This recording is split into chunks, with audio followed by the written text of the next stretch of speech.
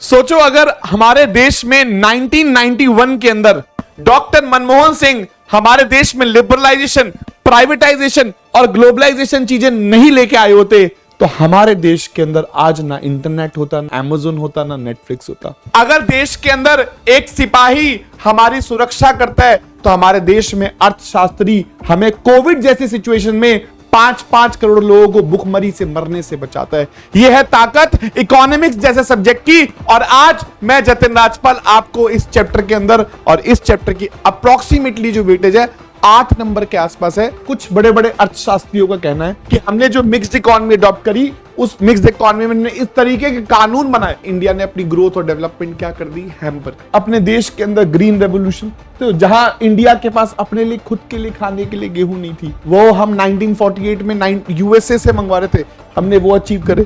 यहां तक कि हमने अपनी इंडस्ट्रीज को डाइवर्सिफाई किया। यहां बच्चा क्लास 12th का कंफ्यूज है। हमारे देश में क्या आ चुका था, इकोनॉमिक क्राइसिस आ चुका था। इकोनॉमिक क्राइसिस के टाइम पे क्या हुआ, इतना कर्जा हो गया था कि भाई इंडिया के पास मात्र 14 दिन के हमारे पास डॉलर्स के रिजर्व्स पड़े थे। हमारा जो गवर्नमेंट बजट है, सरकारी बजट, वो किस में चला गया था, डेफिसिट में चला गया था। कि इंडिया जैसी इकोनॉमी जिसने मिक्स्ड इकोनॉमी अडॉप्ट करी, मिक्स्ड इकोनॉमी अडॉप्ट करने के बाद जब उसने ज्यादा कानून बनाए ना, तो जब आप बाहर से डॉलर्स कमा ही नहीं रहे तो आप सिर्फ क्या कर रहे हो, पेट्रोल मंगवा रहे हो, चीजें इंपोर्ट कर रहे हो, बट एक्सपोर्ट तो कुछ कर ही नहीं रहे थे। इंडिया किसी भी देश के साथ ट्रेड करने लायक नहीं बचा। तो इंडिया वर्ल्ड बैंक के पास गया, तो वर्ल्ड बैंक कहता है, आईएमएफ कहता है, भाई आपको पैसा तो हम दे देंगे, आपकी इकोनॉमी क्लोज्ड इकोनॉमी है। 1947 से जब से देश आपका आजाद हुआ है, तब से आप देश में एक्सपोर्ट को प्रमोट करते नहीं हो, इंपोर्ट करने नहीं देते। अगर आपको हम लोन दे भी दें तो आप डॉलर्स तो कमाते नहीं हो, जब कमाओगे ही नहीं तो रीपे कैसे करोगे भाई।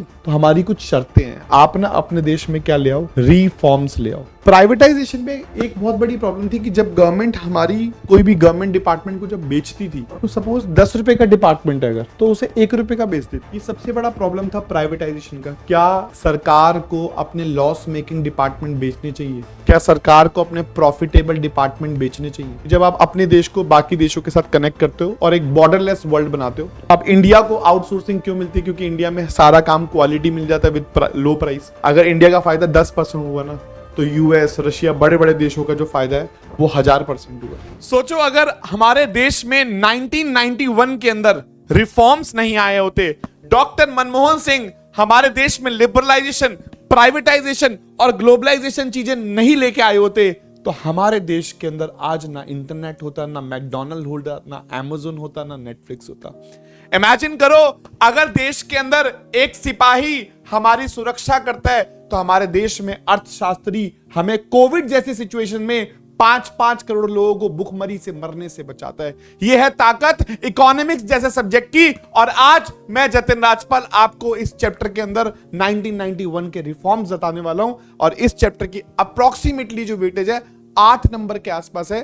कहने को तो आईडी चैप्टर जो है फर्स्ट, सेकंड और थर्ड तीनों को जोड़ दो तो 12 नंबर के हैं, बट इस चैप्टर की सबसे ज्यादा वेटेज है। तो शुरू करते हैं, श्री गणेशा नामा करते हैं। आज का जो चैप्टर है वो है economic reforms, liberalization, privatization and globalization. और बच्चे मनी मन बहुत खुश है कि जतिन सर ये वाला चैप्टर ले आए। बहुत ही लेंदी चैप्टर था, बहुत प्रॉब्लम्स आ रही थी हमें, और आज इस चैप्टर को मैं पूरा ऐसा ब्रेक डाउन कर दूंगा कि आपकी लाइफ टाइम इस चैप्टर की प्रॉब्लम खत्म हो जाएगी। चलिए जी शुरू करते हैं। देखो बेटा, ये जो चैप्टर है, chapter number 3, Indian economic development का। ऐसा शुरू करते हैं कि जब इंडिया आजाद हुआ 1947 में, तो इंडिया ने मिक्स्ड इकोनॉमी अडॉप्ट करी। मतलब थोड़ी कैपिटलिस्टिक, मतलब प्राइवेट सेक्टर वाली, और दूसरी सोशलिस्टिक।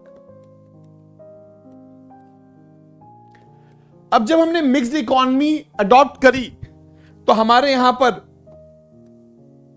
स्कॉलर्स का कहना था कि हमारे देश में जब हमने मिक्स्ड इकोनॉमी अडॉप्ट करी ना, तब हमने बहुत सारे रूल्स और लॉ बनाए। हमने अपने देश के लोगों को बहुत ज्यादा कंट्रोल करा, इतना ज्यादा कंट्रोल करा हमने 1950 से 1990, 40 साल कि उसका जो रिजल्ट आया, जब उसका रिजल्ट आया तो रिजल्ट यह आया कि हमने ग्रोथ और डेवलपमेंट क्या कर दी, हैम्पर। ऐसा कुछ स्कॉलर्स, कुछ बड़े बड़े अर्थशास्त्रियों का कहना है कि हमने जो मिक्स्ड इकोनॉमी अडॉप्ट करी, उस मिक्स्ड इकोनॉमी में हमने इस तरीके के कानून बनाए, इस तरीके को अपनी इकोनॉमी को कंट्रोल किया, ऐसे ऐसे लाइसेंस सिस्टम लॉन्च करे कि अर्थात ये हुआ India hamper the growth and development. हमने इंडिया ने अपनी ग्रोथ और डेवलपमेंट क्या कर दी, हैम्पर कर दी। जबकि स्कॉलर नंबर 2 इसी चैप्टर की एनसीईआरटी की स्टार्टिंग में बोलता है कि हमने अपने देश के अंदर ग्रीन रेवोल्यूशन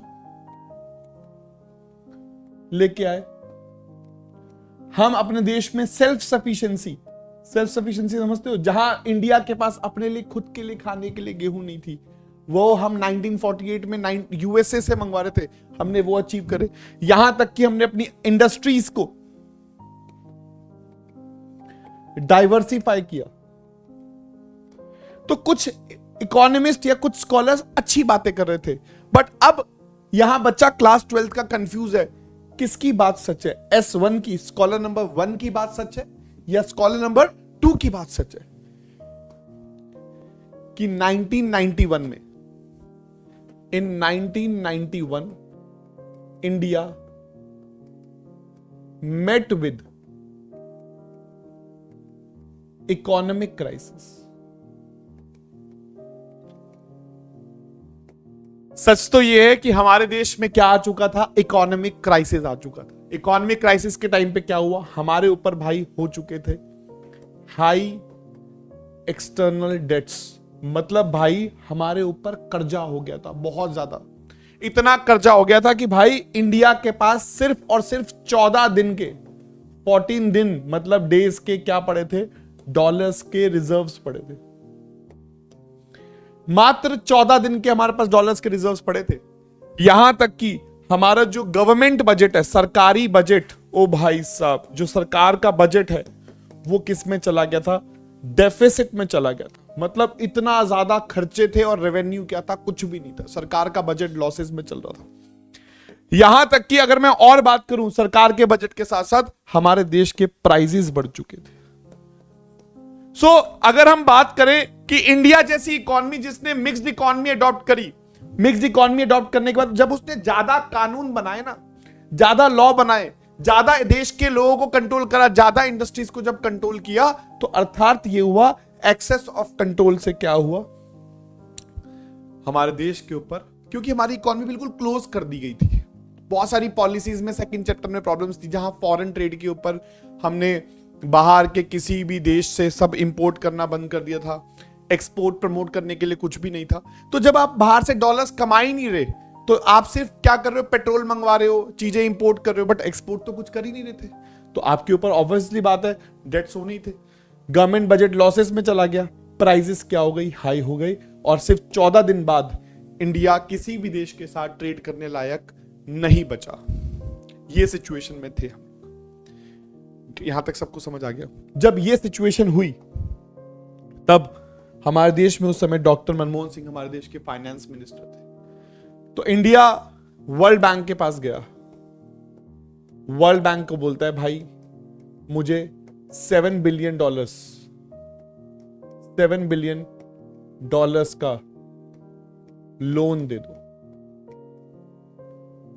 तो वर्ल्ड बैंक कहता है, IMF कहता है भाई आपको पैसा तो हम दे देंगे, पैसे की प्रॉब्लम नहीं है, हाउ यू विल रीपे, क्योंकि आप रीपे तो कर नहीं पाओगे, आपकी इकोनॉमी क्लोज्ड इकोनॉमी है। 1947 से जब से देश आपका आजाद हुआ है, तब से आप देश में एक्सपोर्ट को प्रमोट करते नहीं हो, इंपोर्ट करने नहीं देते। बस आप एक ही बात बोलते हो कि हमें तो अपने डोमेस्टिक प्रोड्यूसर्स को बचाना है, हमें तो कैसे भी करके हमारे बाहर के अगर बिजनेसमैन इंडिया में आके बिजनेस करेंगे तो हमारे इंडियन बिजनेसमैन बर्बाद हो जाएंगे। आपकी तो ये विचारधारा है। अगर आपको हम लोन दे भी दें तो आप डॉलर्स तो कमाते नहीं हो, जब कमाओगे ही नहीं तो रीपे कैसे करोगे भाई? तो वहीं पर वर्ल्ड बैंक ने बोला कि सर देखो, अगर आप चाहते हो कि आपको लोन मिले तो हमारी कुछ शर्तें हैं, आप ना अपने देश में क्या ले आओ, रिफॉर्म्स ले आओ। रिफॉर्म्स मतलब होता है बदलाव, आप अपने देश में बदलाव ले आओ। उसने कहा जी ठीक है जी, क्या रिफॉर्म चाहिए? पहला बोलता स्टेबलाइजेशन रिफॉर्म। सर स्टेबलाइजेशन का मतलब होता है जैसे कोई पेशेंट अगर बीमार हो जाता है ना, बहुत ज्यादा क्रिटिकल प्रॉब्लम होती है, पहले उसे स्टेबलाइज करते हैं, उसका बीपी शुगर ये सब कंट्रोल करते हैं। तो हमारे देश की स्टेबलाइजेशन का मतलब क्या था? हम शॉर्ट टर्म मेजर्स करने वाले थे। शॉर्ट टर्म मतलब जैसे कि प्राइस को कंट्रोल करो। अच्छा, हमने प्राइसेस अगर कंट्रोल कर दिए तो साथ साथ हमें क्या करना था? प्राइसेस कंट्रोल करने के बाद हमें मान के चलिए जो हमारा गवर्नमेंट बजट है उसको कंट्रोल करना था, जो डेफिसिट में चल रहा था। तो हमने कहा शॉर्ट टर्म प्रॉब्लम्स यहां पर सॉर्ट करते हैं, दैट इज स्टेबलाइजेशन रिफॉर्म्स। ठीक है, फिर हमने कहा दूसरा रिफॉर्म्स क्या लाना है? कहता है दूसरा रिफॉर्म्स, ये जो आपके देश में इतनी बड़ी प्रॉब्लम आई इसकी जड़ क्या है? मतलब आप अपने देश में क्या लेके आओ? Structural reform. Sir structural reform क्या होता है? स्ट्रक्चरल रिफॉर्म एक ऐसा रिफॉर्म होता है जहां आप ढांचा बदल देते हो देश का। कहता है जी आप अपने देश में ना कैसे भी करके 3 चीजें ले आओ, LPG। L stands for liberalization. ये जो आपके देश में फालतू के रूल्स बने हैं ना, रूल्स, इनसे आप ना हमें लिबरल करवा दो, लिबरल कर दो, फालतू के रूल्स हटाओ। दूसरा कहता है प्राइवेटाइजेशन। जो डिपार्टमेंट सरकार से चल नहीं रहे और फालतू के अंदर लॉसेस में पड़े हैं उनको प्राइवेटाइज कर दो। और ग्लोबलाइजेशन, बाहर के देश के जो बड़े बड़े व्यापारी है, बड़े बड़े बिजनेसमैन, उनको बोलो इंडिया आकर बिजनेस करें। ये 3 चीजें आप ले आओ, हम आपको लोन पास कर देंगे। सो बेटा चाइना में रिफॉर्म्स खुद आए थे और इंडिया को रिफॉर्म्स प्रेशर में लाके दिए गए थे। ये फर्क है। 2 बातें होती है, एक होता है पढ़ाई खुद से करना और एक होता है माँ बाप ने फोन छीन लिया है अब तुम पढ़ाई करो। जब तक खुद से नहीं करोगे ना तब तक आग नहीं लगेगी भाई साहब, तब तक गोल अचीव नहीं होगा।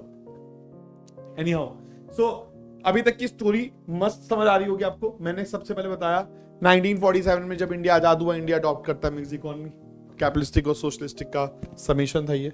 ठीक है, कुछ स्कॉलर्स कहते थे ये इकोनॉमी जो हमने अडॉप्ट की, जिस तरीके के रूल कानून बनाए बहुत ही घटिया थे, जिससे देश का ग्रोथ हैम्पर हो गया। कुछ लोग कहते थे नहीं नहीं सब बढ़िया चल रहा था, ग्रीन एवोल्यूशन आ गया था, इंडस्ट्री डाइवर्सिफाई हो गई थी। बट सच क्या था? सच ये था 1991 में we met with an economic crisis. हमारे देश में क्राइसिस आ गया था, हमारे ऊपर हाई एक्सटर्नल डेट्स हो गए थे, गवर्नमेंट बजट के लॉसेस चल रहे थे, प्राइसेस बहुत हाई था। 14 दिन के बाद हम डॉलर्स खरीदने लायक नहीं बचे थे। ये सिचुएशन हमारी हो गई थी। That is why India approach to World Bank. India गया वर्ल्ड बैंक के पास, इंडिया ने को उन्होंने कहा ठीक है हम आपको $7 बिलियन का क्या देंगे? लोन देंगे। और बस उन्होंने कहा कि आपको अपने देश में क्या लाने पड़ेंगे? रिफॉर्म्स लाने पड़ेंगे, बदलाव लाने पड़ेंगे। यू नो क्या लाने पड़ेंगे? बदलाव। सो रिफॉर्म्स लाने के बाद हम स्टेबलाइजेशन, स्ट्रक्चरल रिफॉर्म्स लेके आए। एक था शॉर्ट टर्म रिफॉर्म्स और ये क्या है? Long term reforms. सो आओ थोड़ा सा मैंने थोड़े इंपॉर्टेंट कंटेंट बनाए हैं, जरा मैं आपको दिखा दूं। So India face several economic crisis, balance deficit में चला गया था, हमारे फॉरेन रिजर्व्स जो है वो बहुत लो हो गए थे। सो इंडिया किसके पास गया? IMF के पास, असिस्टेंस के लिए, हेल्प के लिए। ठीक है, उन्होंने कहा ठीक है आपके लिए हम क्या लेके आते हैं? रिफॉर्म्स लेके आते हैं। स्ट्रक्चरल रिफॉर्म्स कौन से रिफॉर्म्स होते हैं? लॉन्ग टर्म, जिसमें मैंने बोला LPG, और ये स्टेबलाइजेशन जो शॉर्ट टर्म रिफॉर्म्स थे। ठीक है, सो न्यू इकोनॉमिक पॉलिसी क्यों इंट्रोड्यूस की गई? ताकि हम कम बैक कर सके किस पे? इकोनॉमिक क्राइसिस, जो हमारे देश में क्राइसिस हो गए थे उसको हम कम बैक कर सके। क्या हुआ था? The following are the factors that necessity that the need for the economic reforms. हमें रिफॉर्म्स लाने के पीछे क्या कारण था? पहला कारण था हाई एक्सटर्नल डेट्स, हमारे ऊपर कर्जा बहुत ज्यादा था। दूसरा कारण था प्राइसेस बहुत हाई हो गए थे। तीसरा फिस्कल डेफिसिट, मतलब गवर्नमेंट बजट का जो लॉस था वो बहुत ज्यादा हाई हो गया था, सरकार के खर्चे ज्यादा थे, रेवेन्यू कम थे। So India approach to international bank, जो IBRD पॉपुलरली नोन एज क्या बोलते हैं इसे हम? वर्ल्ड बैंक बोलते हैं। और हमने $7 बिलियन का लोन लिया था। और तब इंडिया ने क्या अनाउंस की थी? New economic policy, NEP। एक न्यू एजुकेशन पॉलिसी, ये न्यू इकोनॉमिक पॉलिसी थी जो इंडिया ने इंट्रोड्यूस की थी। That's what. यहां तक मैंने भी आपको 2 टॉपिक NCERT कवर करा दिए, 3.1 एंड 3.2। एक भी लाइन आपकी छोड़ी नहीं है। ठीक है, और अगर आप चाहते हो कि आपको इस चैप्टर के मोस्ट इंपॉर्टेंट क्वेश्चंस भी मिल जाए तो नीचे कमेंट कर दो LPG। इन केस अगर आप चाहते हो कि आपको बढ़िया क्वेश्चन आंसर्स मिल जाए जो इनडायरेक्ट टाइप्स के होते हैं, नीचे कमेंट कर दो LPG, I will share the PDF with only those who follow economics, मतलब जतिन राजपाल।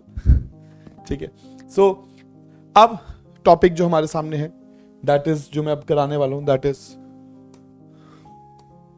लिबरलाइजेशन क्या होता है, लिबरलाइजेशन में हमने क्या क्या चीजें करी, ये पूरा का पूरा लिबरलाइजेशन हमें कंप्लीट कराऊंगा आपको। ठीक है, तो शुरू करते हैं। पहले पूरा मैं अपने हाथ से समझाऊंगा तुम्हें एक एक लाइन, फिर मैं फटाफट नोट्स चेक करा दूंगा आपको क्या करना है इसमें बेसिकली। चलो जी, देखो जी, यहां पर भाई तुम्हारा लिख देता है लिबरलाइजेशन। What is liberalization? कहते हैं removal of unnecessary restrictions imposed by the government on Indian businesses. जितनी भी फालतू की रिस्ट्रिक्शंस हैं, जितनी भी फालतू की क्या है जल्दी बताओ, रिस्ट्रिक्शंस हैं, जितनी भी removal of unnecessary restrictions impose किसके द्वारा? Bye the government on Indian businesses, उसको क्या बोलते हैं? लिबरलाइजेशन। कहां कहां रिस्ट्रिक्शंस थी? मेरा पहला क्वेश्चन, क्या एग्रीकल्चर पे कोई रिस्ट्रिक्शंस लगाई थी 1947 में? Answer is no. इसलिए लिबरलाइजेशन कहीं पर भी एग्रीकल्चर पे नहीं आया, क्योंकि एग्रीकल्चर पे तो ऑलरेडी लैंड बांट दी गई थी। सेकंड सेक्टर कौन सा होता है? Industrial sector. क्या इंडस्ट्रीज पे हमने रिस्ट्रिक्शंस लगाई थी? जी हां। क्या हमने बैंकों के ऊपर रिस्ट्रिक्शंस लगाई थी? जी हां। क्या सरकार ने टैक्सेशन पे रिस्ट्रिक्शंस लगाई थी? जी हां। क्या सरकार ने फॉरेन ट्रेड पे रिस्ट्रिक्शंस लगाई थी? जी हां। क्या फॉरेन इन्वेस्टमेंट पे लगाई थी? जी हां। जहां जहां रिस्ट्रिक्शंस लगी थी वही लिबरलाइजेशन का टॉपिक है। सो मेरे साथ सब लोग पहले याद करेंगे व्हाट इज लिबरलाइजेशन। भाई यूट्यूब पे पहला ऐसा टीचर हूं जो याद भी करा दूंगा आपको समझाने के साथ साथ। Liberalization means removal of unnecessary restrictions imposed by the government on Indian businesses. याद करो, रिमूवल ऑफ अननेसेसरी रिस्ट्रिक्शंस। अब मैं आपको नाम याद कराता हूं, पहले तो नाम याद होने चाहिए। सबसे पहले जो रिफॉर्म आया वो था इंडस्ट्रियल सेक्टर रिफॉर्म। याद करो, पहला किस पे रिफॉर्म्स लेके आए? Industrial sector reforms. I am so grateful to God, मैं एक एक लाइन आपको यहां पर समझा रहा हूं ऐसा जो बिल्कुल ऑफलाइन जैसा फील देगा आपको। फाइनेंशियल सेक्टर रिफॉर्म, पहला कौन सा रिफॉर्म था? Industrial sector reform. सेकंड कौन सा था? Financial sector reform. Third tax reforms. हम लोग पहले बहुत जल्दी कोशिश करते हैं अंदर का कंटेंट याद कर लें, पहले हेडिंग तो याद हो। Industrial sector reform, financial sector reform, tax reforms. फिर नेक्स्ट रिफॉर्म्स कौन सा था? Then foreign sector reforms and last foreign trade and investment reform. तो ये सारे टाइप के हमारे क्या है रिफॉर्म्स। सबसे पहला कौन सा? Industrial sector reform. Second financial sector reform. Third tax reforms. Fourth foreign sector reforms. Fifth foreign trade and investment reforms. ये सारे के सारे रिफॉर्म्स आ जाते हैं। दोबारा बोल देता हूँ, फर्स्ट इज कौन सा? Industrial sector reform. Second financial sector reform. Third tax reforms. Fourth foreign sector reforms. Fifth foreign trade and investment reforms. ये 5 रिफॉर्म्स थे।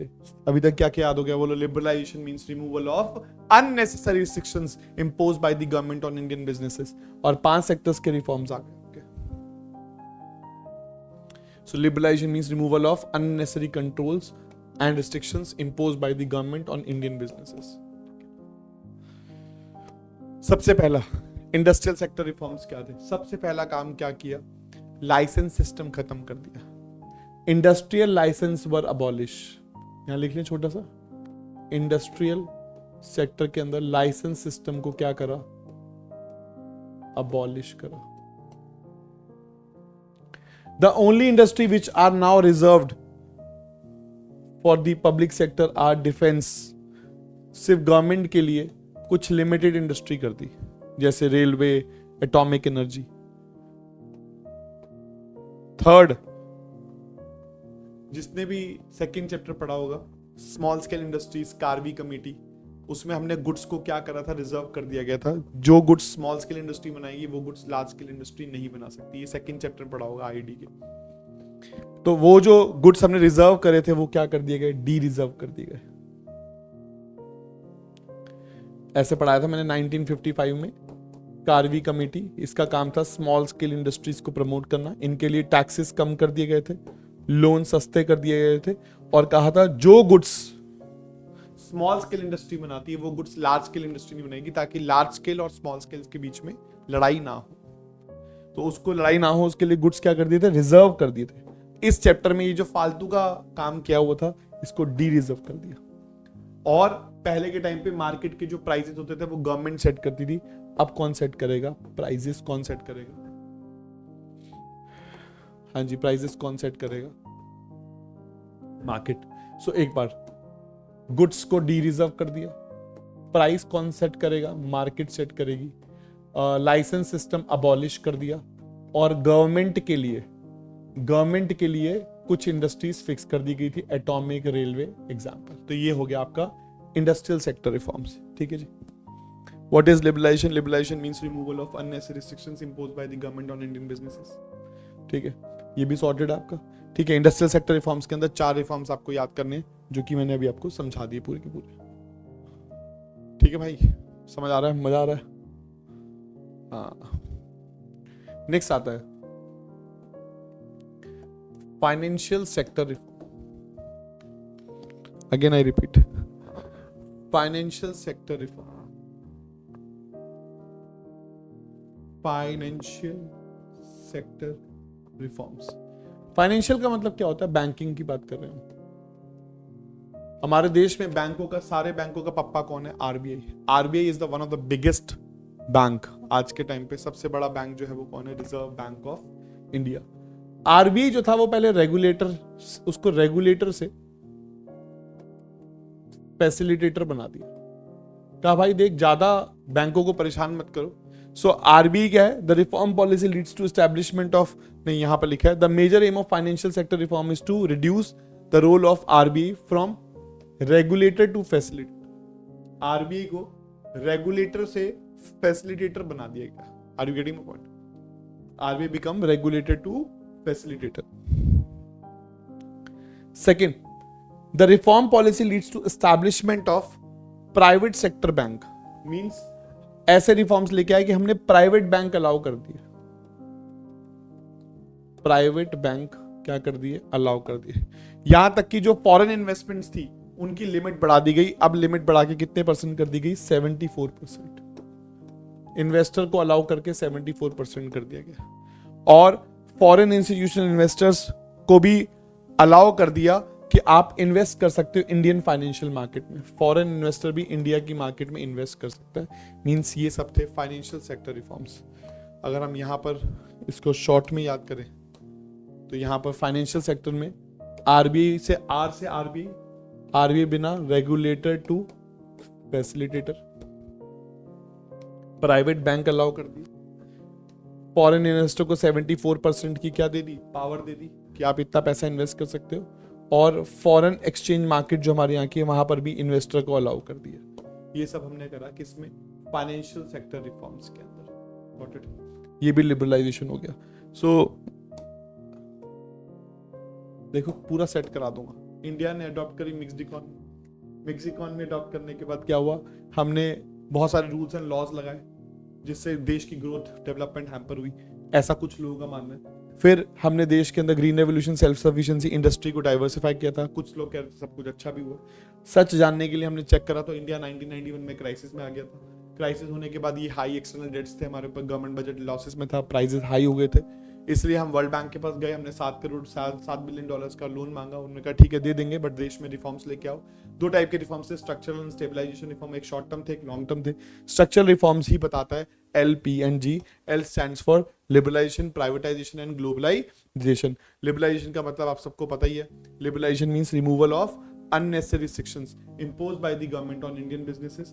ठीक है, अब हमने जब लिबरल करना शुरू किया तो इंडस्ट्रियल सेक्टर के ऊपर हमने जो हमारे लाइसेंस सिस्टम था वो अबॉलिश करवा दिया.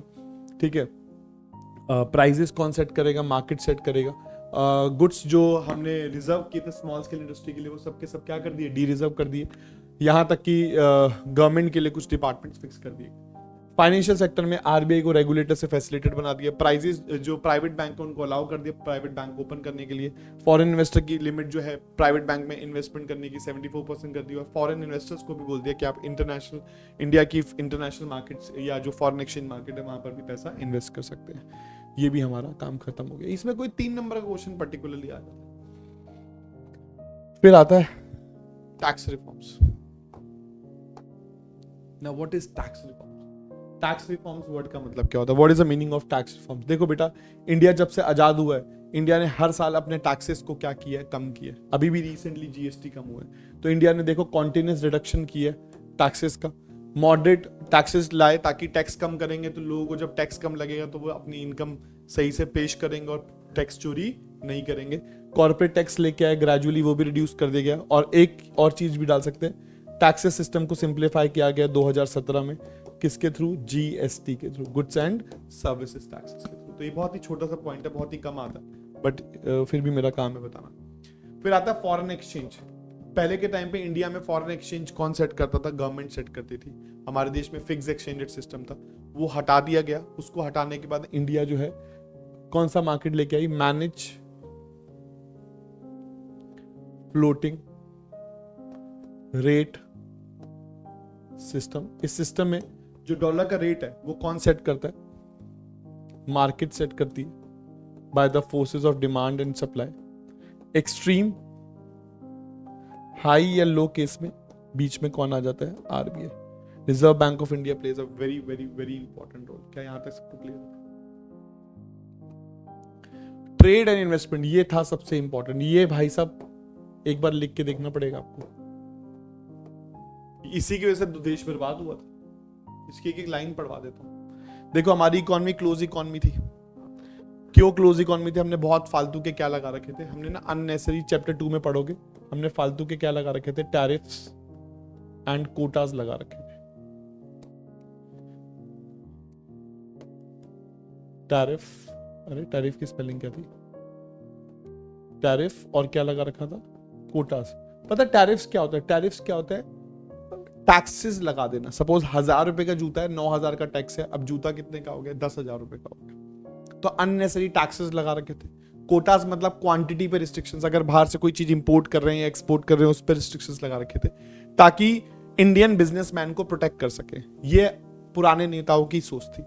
बट जब हम रिफॉर्म्स लेके आए तो liberalization of trade and investment regime was initiated to increase international competitiveness of industrial production. अब हम चाहते थे कि हम बाहर के जो बड़े बड़े व्यापारी हैं उनके साथ इंडिया के बिजनेसमैन का कंपटीशन कराएं. The aim was to promote efficiency in the local industries and adoption of modern technology. Removal of quantitative restrictions. Quantitative मतलब कोटा की. टैरिफ, TARIFF आगे स्पेलिंग. हाँ जी. Reduction of tariff rates, taxes कम करने थे हमें. ठीक है. Removal of licensing procedures, licensing हटाना चाहते थे हम. ठीक है. और ये सब चीजें जो हजार्डियस है, जो देश के एनवायरनमेंट को खराब कर रही है, उनको हटा रहे थे. Quantitative restrictions on import on manufactured consumer goods, agriculture products was fully removed from April 2001. 2001 के बाद से बाहर से भी जितना मर्जी एग्रीकल्चर प्रोडक्ट्स हम मंगवा सकते हैं, सारी की सारी रिस्ट्रिक्शंस हमने हटा दी थी. ये सब हमने किया किसके बाद? लिबरलाइजेशन के बाद. Liberalization means removal of unnecessary restrictions imposed by the government on Indian businesses. मैं आपको एक चीज सजेस्ट करूंगा. सपोज यहां मैंने लिखा है ना, ये देखो, ये 5 पॉइंट लिखे हैं. स्टार मार्क एरिया बता देता हूं. ये वाला एरिया 3 नंबर में आने के चांस है, ये 3 नंबर में आ सकता है, या ये 3 नंबर में आ सकता है. कोई एक लिखने को आ जाता है 3 नंबर में. इस बात को ध्यान रखना. Most important area. Got it. So this is what all about is liberalization. क्या यहाँ तक सबको समझ आया? नीचे लिखो सर लिबरलाइजेशन बढ़िया से समझ आ गया. लिख लिया तो आप कमेंट में लिख दो लिबरलाइजेशन. लिख लिया सर, LLS. मुझे पता चलेगा तुम्हारे कमेंट से. भाई तुम्हारे कमेंट में पढ़ता हूँ वहां पर यूट्यूब पे जाके. देखता हूँ भाई कि तुम मेरी वीडियो देख रहे हो नहीं देख रहे हो, और अपने दोस्त को भी यार चैनल वाले सब्सक्राइब कर लो, ऐसा अच्छी बात थोड़ी है, इतनी मेहनत कर रहे हैं हम। पिछली कमेंट में आ रहा था सर साउंड सही नहीं आ रही, साउंड सही नहीं आ रही, भाई अब साउंड भी सही करवा दी भाई, बिल्कुल ठीक है ना। चलो भाई लिबरलाइजेशन हमारा खत्म हो गया। चलो अब आ जाते हैं privatization. What is privatization? Privatization means transfer of ownership from public to private sector. जो सरकारी डिपार्टमेंट सरकार के लॉसेस में चल रहे हैं उसको क्या कर दो, बेच दो और प्राइवेटाइज कर दो।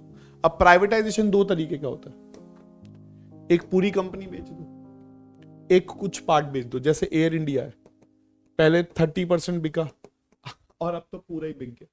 तो जब आप कुछ पार्शियल अमाउंट बेचते हो और फिर भी मैनेजमेंट का कंट्रोल अपने पास रखते हो तो भी प्राइवेटाइजेशन है, ठीक है। और अगर आप पूरी ही कंपनी बेच देते हो तो उससे क्या बोलते हैं, वो भी प्राइवेटाइजेशन है। मतलब एक है by withdrawal of the government from ownership and management of public sector company, और second by outright sale of public sector company. Means जब आप कुछ पोर्शन बेचते हो और जब आप पूरी कंपनी बेच देते हो उसे क्या बोलते हैं, privatization. Privatization means transfer of ownership from public to private sector, giving more role to private sector and less role to public sector, उसे क्या बोलते हैं, प्राइवेटाइजेशन। ये दो पॉइंट्स बहुत इंपॉर्टेंट है। हमारी गवर्नमेंट ने प्राइवेटाइजेशन के अंदर कुछ महारत्ना, नवरत्ना और मिनी रत्ना की 3 कंपनीज बना रखी है। बहुत ही सिंपल टॉपिक है, नाम रीड कर सकते हैं इसके। एज पर द टर्नओवर्स ये डिफरेंशिएट किए गए हैं, दैट्स इट। इस पे भी क्वेश्चंस कई बार बन जाते हैं बट बहुत आसान आते हैं। अब यहां पर काम की चीज पढ़ना जो मुझे पढ़ानी है। Many of these public sector enterprises were originally formed during 1950s to 1960s, when self-reliance was important element of public policy. Chapter number 2 में सेल्फ रिलायंस पढ़ा होगा, आत्मनिर्भरता, उसकी बात करें। They were set up with the intention of providing infrastructure and direct employment to public so that quality and product reaches the market at the nominal cost and the companies themselves were made accountable to all the stakeholders. तो masses तक सामान पहुंचाना, low cost पे, सब intent था। The granting of status resulted in better performance of these company की बहुत अच्छी परफॉर्मेंस हुई। स्कॉलर, ये आ गया मेन पॉइंट, इसलिए मैं ये पैराग्राफ लाया था। Scholar that instead of facilitating public sector enterprises in their expansion and enabling them to become a global player, the government partly privatized through this investment of the late government has decided to retain them public sector and unable to expand themselves in a global market and raise resources by themselves for financial market। तो basically government ने क्या करा है, इनको global player बना दिया। ये हमारी कंपनीज है, मिनी रत्ना, महारत्ना, नवरत्ना। जो बड़ी इंपॉर्टेंट बात मैं बताना चाह रहा था, शायद यहाँ पर अभी मिसिंग है, मैं आपको अभी से इसी में बता देता हूँ। प्राइवेटाइजेशन में एक बहुत बड़ी प्रॉब्लम थी कि जब गवर्नमेंट हमारी कोई भी प्राइवेट सेक्टर के डिपार्टमेंट, मतलब कोई भी गवर्नमेंट डिपार्टमेंट को जब बेचती थी, तो सपोज 10 रुपए का डिपार्टमेंट है अगर, तो उसे 1 रुपए का बेच देती। ये सबसे बड़ा प्रॉब्लम था प्राइवेटाइजेशन का, कि अंडर वैल्यू करके सामान बेचा गया। This is the biggest problem जो आपको मल्टीपल आंसर्स में यूज करना है, कि प्राइवेटाइजेशन के टाइम पे हम अंडर वैल्यू करके सामान बेच रहे थे। तो आई थिंक मैंने जो आपके लिए वो पीडीएफ बनाया उसमें ऐसे क्वेश्चंस भी डाले हैं, तो आप उसको प्लीज प्रैक्टिस कर सकते हैं। वहां पर वो पूछा जाएगा कि प्राइवेटाइजेशन के अंदर प्रॉब्लम कहां पर थी, तो वो बता सकते हो कि अंडर वैल्यू करके हम प्राइवेट सेक्टर बेचते थे, मतलब पब्लिक सेक्टर को बेचते थे। और अच्छा, मैं एक बता रहा था कि प्राइवेटाइजेशन 2 टाइप का होता है, स्ट्रैटेजिक और एक माइनॉरिटी। तो अगर आप कंपनी पूरी बेच देते हो और ओनरशिप भी दे देते हो तो वो आपकी क्या है, स्ट्रैटेजिक सेल है, जहां आपके पास कोई कंट्रोल नहीं होता। The ownership of PSU handed over to कौन सा सेक्टर, प्राइवेट सेक्टर। जब आप कुछ पार्शियल अमाउंट बेचते हो तो वो माइनॉरिटी सेल होती है, ठीक है। सो प्राइवेटाइजेशन कोई बहुत बड़ा टॉपिक नहीं है। प्राइवेटाइजेशन की अगर हम बात करें तो 2 बातें बताई, विड्रॉवल वाली और आउटराइट वाली, ठीक है। प्राइवेटाइजेशन में महारत्ना, नवरत्ना, मिनी रत्ना की बात की गई है, और एक मैंने माइनॉरिटी सेल और स्ट्रैटेजिक सेल बताई। और मैं आपको सच बताऊं तो आप प्राइवेटाइजेशन जितना मर्जी पढ़ लो, बट इस यहां से पढ़ने से कोई फायदा नहीं होना। यहां ना पता है क्वेश्चन कैसा आता है, आपको पता चल जाएगा। क्या सरकार को अपने लॉस मेकिंग डिपार्टमेंट बेचने चाहिए? Give your suggestion. क्या सरकार को अपने प्रॉफिटेबल डिपार्टमेंट बेचने चाहिए? क्या प्राइवेटाइजेशन करना सही है या गलत है? ऐसे ओपिनियन बेस्ड क्वेश्चंस आते हैं यहाँ पर। तो जैसे आप कोई पूछे प्राइवेटाइजेशन करना सही है या गलत है, तो आप बोलो कि जो भी लॉस मेकिंग डिपार्टमेंट को बेचना बिल्कुल सही है, बट ₹10 का अगर डिपार्टमेंट है तो आप अगर उसे ₹1 का बेच रहे हो तो भी वो गलत है। तो इस टाइप की चीजें हैं जो आपको इसमें कंप्लीट करनी होती है। तो मैक्सिमम टाइम पे मैं बस ये बोलूंगा कि एनसीईआरटी से आपने जैसे प्राइवेटाइजेशन अभी मैंने वीडियो देख ली, तो अब आप बस इसके जब क्वेश्चन आंसर करोगे तो 4-5 प्रकार के जो पीडीएफ में क्वेश्चंस हैं बस वही रिपीटेडली आते रहते हैं, आपको वो करने हैं और आपका टॉपिक सॉर्टेड रहेगा। चलिए, प्राइवेटाइजेशन खत्म होने के बाद व्हाट इज ग्लोबलाइजेशन, ये तीसरा रिफॉर्म्स था globalization. What is globalization, globalization है क्या बेसिकली?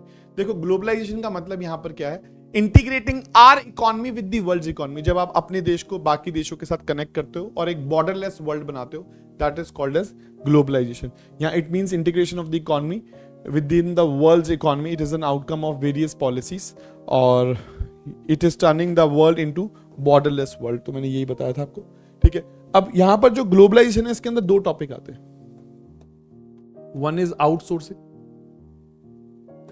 जैसे यूएस से उसको रेगुलर कॉलिंग करानी है, अकाउंट्स का काम कराना है, फाइनेंस का काम करना है, तो उसने केपीएमजी जैसी बड़ी बड़ी कंपनी को या डिलॉयट जैसी कंपनी हो गई या कोई भी बड़ा फर्म हो गई, उसको अपना काम आउटसोर्स कर दिया। अब इंडिया को आउटसोर्सिंग क्यों मिलती है? क्योंकि इंडिया में सारा काम क्वालिटी मिल जाता है विद लो प्राइस, ठीक है। तो आउटसोर्सिंग का मतलब क्या होता है और क्यों इंडिया एक फेवरेबल डेस्टिनेशन है आउटसोर्सिंग का, यहां से एक क्वेश्चन बनता है। और एक है WTO, वर्ल्ड ट्रेड ऑर्गेनाइजेशन, ठीक है। सो ग्लोबलाइजेशन का मतलब सबको समझ आ गया। ग्लोबलाइजेशन मींस क्या? Integrating our economy with the world economy. इस पे क्वेश्चन बनता है ग्लोबलाइजेशन के पॉजिटिव्स क्या है और नेगेटिव्स क्या है। बहुत ही वाव क्वेश्चन बनता है यहां से, लिख लो। ग्लोबलाइजेशन के positives and negatives are very important, क्योंकि उस पॉजिटिव्स और नेगेटिव में एक बात लिखी हुई है कि ग्लोबलाइजेशन आना से इंडिया का फायदा हुआ। अगर इंडिया का फायदा 10% हुआ ना, तो यूएस, रशिया, बड़े बड़े देशों का जो फायदा है वो 1000% हुआ है। मतलब ग्लोबलाइजेशन का ज्यादा फायदा फॉरेन देशों को ज्यादा मिला था, इंडियंस को कम मिला था।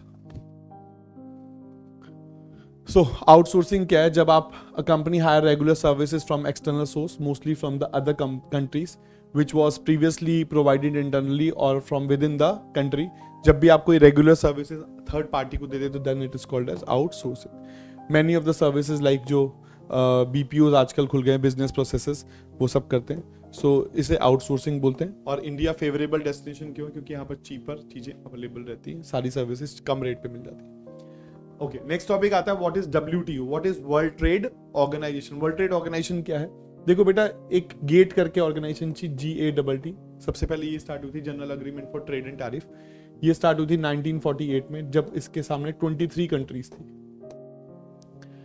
उसका काम उस समय 23 कंट्रीज के बीच में ट्रेड करवाना। कोई देश किसी के ऊपर कोई टैरिफ नहीं लगाएगा, टैक्सेस नहीं लगाएगा, कोटास नहीं लगाएगा, ये सब काम करती थी। फिर बढ़ते बढ़ते बढ़ते इसमें बहुत सारी कंट्रीज और ऐड हो गई WTO के अंदर, ठीक है। What is the role of WTO? ये एस्टैब्लिश करता है rule based trading regime with in which nations can not place arbitrary restrictions. मतलब कोई भी फालतू की कांस्टेंट रिस्ट्रिक्शंस इंपोज नहीं कर सकता, ठीक है। इसका पर्पस है देश में एक दूसरे के साथ ट्रेड को प्रमोट करना और ये फालतू के जो टैरिफ बैरियर्स होते हैं वो हटाना। इसका काम यही चीजों पे फोकस रहता है बेसिकली। ये है सबसे important topic, positive effects of globalization. तो ग्लोबलाइजेशन का सबसे पहला पॉजिटिव इफेक्ट क्या? न्यू मार्केट ओपन हो गई। आज इंडिया के लोग फॉरेन में किसी भी कंट्री में जाके बिजनेस कर सकते हैं। Foreign investor in India establish their businesses due to cheap resources. India जो है चीप रिसोर्सेज प्रोवाइड करा पा रहा है उनको। लिविंग स्टैंडर्ड ऑफ इंडिया क्या हो गए हैं? इंक्रीज हो गए हैं। Companies are producing good quality products globalization के आने के बाद। ये सारे पॉजिटिव फैक्टर।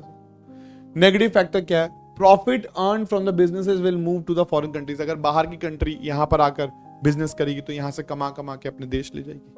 हमारे देश में पॉल्यूशन बढ़ रहा है इनके चक्कर में। हम इनके लिए मैन्युफैक्चर कर रहे हैं, सैमसंग, एप्पल, बड़े बड़े ब्रांड्स यहाँ आकर पूरे वर्ल्ड वाइड यहाँ पर मोबाइल बना रहे हैं। पॉल्यूशन हम सूंघ रहे हैं, हम खा रहे हैं पॉल्यूशन, और फोन वो यूज कर रहे हैं। तो हमारे पास ये एक प्रॉब्लम आ गई।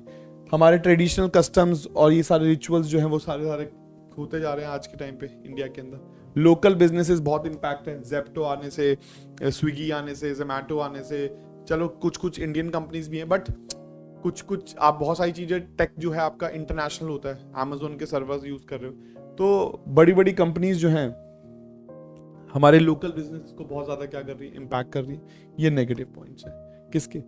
ग्लोबलाइजेशन के। तो अगर आप टेक्निकली देखें,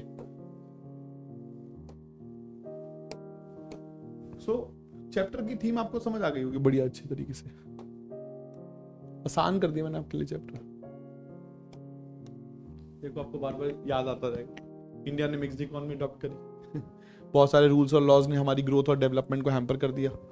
कई लोग कहते थे नहीं गलत बात है, हमारे देश में ग्रीन रेवोल्यूशन आया, सेल्फ सफिशिएंसी हुई, इंडस्ट्री डाइवर्सिफाई हुई, नहीं हुआ हमारे देश में कुछ गलत। बट 1990 बाद में सच ये था, 1991 में हमारे देश में क्राइसिस आ गया, एक्सटर्नल डेट्स थे, गवर्नमेंट बजट लॉस में था, प्राइसेस बहुत हाई थे, 14 दिन के रिजर्व्स पड़े थे। इंडिया वर्ल्ड बैंक के पास गया, उन्होंने कहा ठीक है रिफॉर्म्स ले आओ। रिफॉर्म्स के अंदर लिबरलाइजेशन आया, liberalization means removal of unnecessary restrictions imposed by the government on Indian businesses. 5 reforms आ गए। Privatization means transfer of ownership from public sector to private sector. वो आपके पास 2 टाइप के सेल्स बता दी उसने, स्ट्रैटेजिक और माइनॉरिटी। उसके बाद प्राइवेटाइजेशन में एक सबसे बड़ा लूप होल है कि जब हम प्राइवेटाइज करते हैं गवर्नमेंट डिपार्टमेंट को, तो 10 रुपए का डिपार्टमेंट 1 रुपए का बेचा जाता है, मींस अंडर वैल्यू किया जाता है। और प्राइवेटाइजेशन पे ओपिनियन बेस्ड क्वेश्चंस बहुत आते हैं, वो मैंने आपको बताया। ग्लोबलाइजेशन क्या है, integrating our economy with the world's economy. 2 type के अंदर कॉन्सेप्ट्स आ जाते हैं, WTO और आउटसोर्सिंग। आउटसोर्सिंग इंडिया का फेवरेबल डेस्टिनेशन क्यों है वो हो गया, WTO क्या है, उसका रोल क्या है। फिर लास्ट में मैंने बताया ग्लोबलाइजेशन के पॉजिटिव्स और नेगेटिव्स। सो यहाँ पर पूरा LPG समझ आ गया आपको। गिव मी थम्स अप लगाओ आप कमेंट में। आप बेटा जब तक कमेंट नहीं पढ़ूंगा ना तब तक पढ़ा नहीं पाऊंगा बढ़िया से। पीछे नीचे कमेंट लगाओ, कमेंट में थम्स अप डालो कि यार यहाँ तक हो गया सर।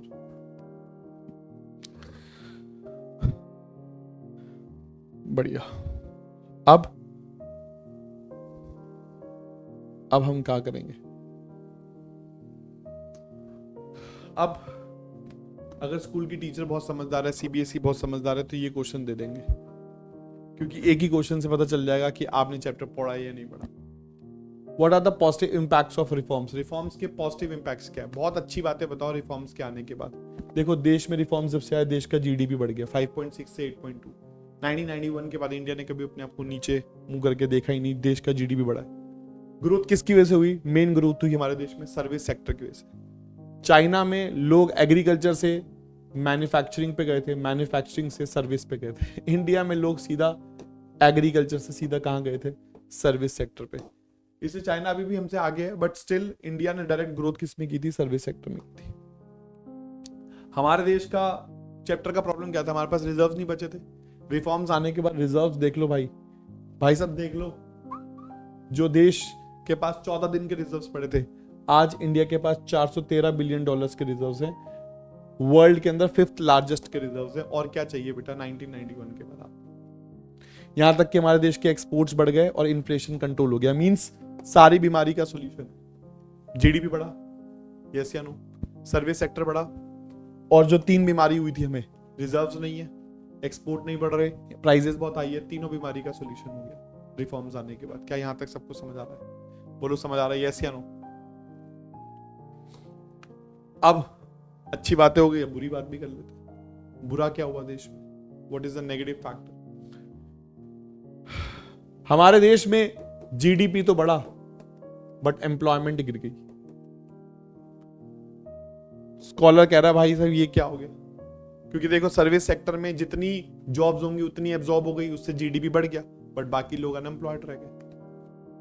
एक तरीके से देश में क्या हो गया था? Jobless growth. क्या हुई थी? Jobless growth. मींस GDP बढ़ने लग रहा था, एम्प्लॉयमेंट घटने लग रही थी। Next, agriculture. 1991 के बाद इंडिया एग्रीकल्चर देख ही नहीं रहा, कह रहा है मैं सब्सिडी नहीं दे रहा। देखो एग्रीकल्चर के ऊपर ही कितने पॉइंट है, 1 2 3 4, ये सारे एग्रीकल्चर के पॉइंट है। तो एग्रीकल्चर के ही 4 पॉइंट है। सरकार ने पैसा लगाना कम कर दिया, सब्सिडी देनी बंद कर दी। कहा जी देश बजट लॉस में कहां से दे सब्सिडी? प्राइसेस, क्योंकि बाहर के व्यापारियों को बोल दिया इंडिया में आके एग्रीकल्चर बेचो, और MSP मिनिमम सपोर्ट प्राइस देना बंद कर दिया। तो इसको याद करने की जरूरत नहीं, आपको पता है एग्रीकल्चर में पहले क्या क्या मिल रहा था। सब्सिडीज मिल रही थी, वो बंद कर दी या कम कर दी। प्राइसेस बहुत हाई हो गए, पब्लिक इन्वेस्टमेंट्स कम कर दी, ये सारी चीजें कर दी। इंडस्ट्रीज पे क्या बुरा हुआ? तो यार वैसे तो सब कुछ इंडस्ट्री के लिए ही किया था यहाँ पर इन्होंने, बट भाई बाहर के गुड्स इंडिया में आ रहे हैं, तो बजाज का पंखा महंगा है और वो जो है कौन सा हैवेल्स का पंखा सस्ता पड़ रहा था। इन्वेस्टमेंट्स, इंफ्रास्ट्रक्चर पे पैसा सरकार कम लगा रही थी।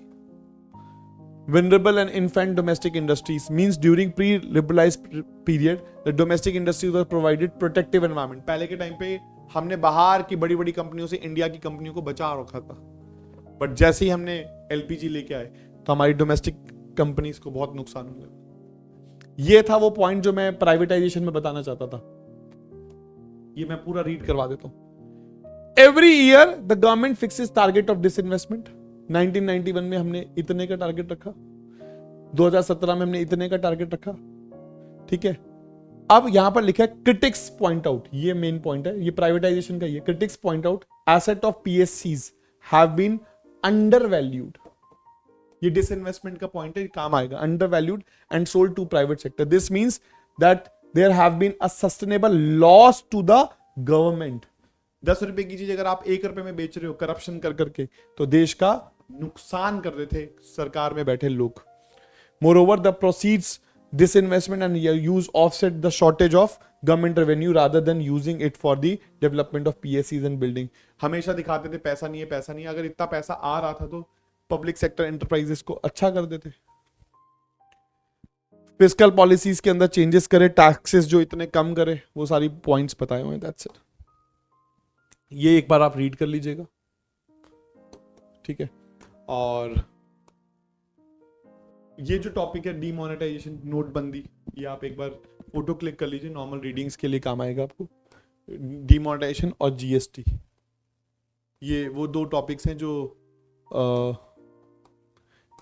आपके नॉर्मल रीडिंग्स के लिए काम आ जाएंगे। पहले 2016, 17, 18 में बहुत ज़्यादा काम आते थे। जीएसटी क्या है, एक कॉमन टैक्सेस हैं, डीमोनेटाइजेशन, नोटबंदी करना, बेसिक पॉइंटर्स हैं। सो इन ऑल अगर मैं पूरे चैप्टर को समरी करूं तो 1947 इंडिया मिक्स्ड इकोनॉमी की तरफ जाता है। कुछ लोग अच्छी बातें करते हैं, कुछ लोग बुरी बातें करते हैं, बट सच ये था कि हमारे देश में क्या आ गया था, इकोनॉमिक क्राइसिस। जब क्राइसिस आया देश के अंदर तो हम वर्ल्ड बैंक के पास गए और $7 बिलियन का लोन लेके आए। तब उन्होंने हमें कहा रिफॉर्म्स लेके आओ, structural reforms and stabilization reforms. Structural reforms को हमने LP और क्या बोला G। लिबरलाइजेशन के अंदर हम 5 रिफॉर्म्स लेके आए, 1 2 3 4 5 रिफॉर्म्स। प्राइवेटाइजेशन में स्ट्रैटेजिक माइनॉरिटी सेल्स की बात की गई, डिसइन्वेस्टमेंट्स की बात की गई, और महारत्ना, मिनी रत्ना, नवरत्ना की बात की गई। ग्लोबलाइजेशन क्या होता है, उसके पॉजिटिव्स और नेगेटिव्स क्या होते हैं। इसके 2 टॉपिक थे, WTO और आउटसोर्सिंग। इसके बाद हमने कहा चलो जी पॉजिटिव बातें पढ़ते हैं। 1991 से 2015 तक की, तो देश का GDP बढ़ गया, सर्विस सेक्टर ग्रो हो गया, प्राइजेस कंट्रोल हो गए, रिजर्व्स इंक्रीज हो गए। ये सारी पॉजिटिव बातें थी। नेगेटिव बातें अगर हम करें तो हमारे देश के अंदर इंडस्ट्रीज के अंदर इंपोर्ट्स चीपर रेट पे आ गए, एग्रीकल्चर बहुत परेशान होने लगा, फिस्कल पॉलिसी परेशान थी, डिसइन्वेस्टमेंट्स, जो हम कंपनीज को सामान बेच रहे थे, मतलब जो अपनी प्राइवेट सेक्टर लॉसेस में जो चल रहे थे, डिपार्टमेंट जो बेच रहे थे, वो जितने का प्रोडक्ट था उससे कम का बेच रहे थे, जिससे अंडर वैल्यूएशन का गेम्स दिखने लगा। And this is all about the entire chapter. Most important positives and negatives और लिबरलाइजेशन के अंदर जो स्टार मार्क एरिया है, these all are the most important topic. अगर आपको वीडियो अच्छा लगा और अच्छे से समझ आ गया है तो अब आपको बस वो PDF सॉल्व करनी है, रिटन क्वेश्चन आंसर्स, और आपका चैप्टर तैयार। Thank you so much everyone, bye bye, God bless you.